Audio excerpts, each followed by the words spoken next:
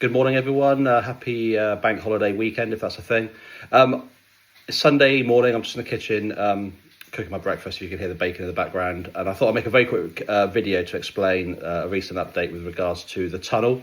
I thought it might actually be easier than a long sort of social media post.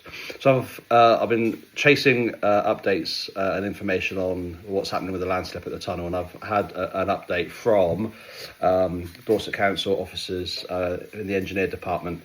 And basically, I'm going to slightly look away from camera so I can actually look at the email that I've received. So at present, structural engineers are reviewing the available data of the work previously carried out to support the ground surrounding Bedminster Tunnel.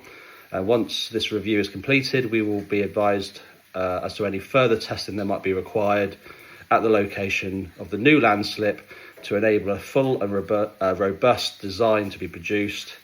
And then they assure me that they're working as quickly as possible to make sure they do a first time repair and basically they get it fixed. So in short, engineers are doing assessments, collecting data, so they can make sure they fix it properly first time once.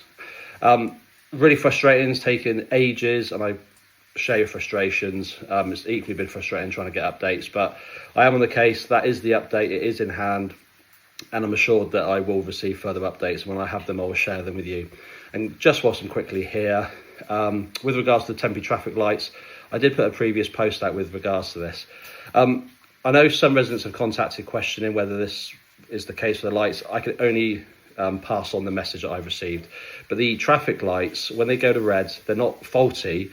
There's a sensor on the top of the lights, and they're designed that if somebody goes through a red light, they will trigger a safety mechanism that turns all the lights red for about 3 minutes. And the purpose of that is to allow anybody that's jumped the red light to safely clear the area, and then they reset.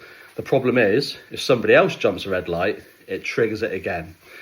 Like I say, some people may not think that's the case. I can only tell you what I've been told by highways. It seems logical and sensible to me. So the message is, if you think the lights are stuck, please just be patient and wait. Most of the time they're not.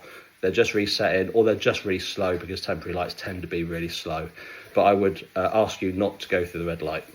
And on this conversation of red lights or traffic lights at the tunnel, I've also had lots of feedback from people suggesting they quite like having traffic lights up there. So I'll be curious to know what you think. Stick a comment in here, down there, and tell me if you think traffic lights at the tunnel is a good idea or a bad idea. Just curious. Whether it's something that could be done or not for a safety measure, I don't know.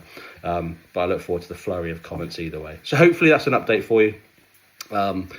Engineers are working on the tunnel. They assure me that they will get it done as quickly as possible. It's got to be safe and it's got to be done properly first time, and don't jump the reds. That's it for me, and I will speak to you again with an update as soon as I can. Bye for now.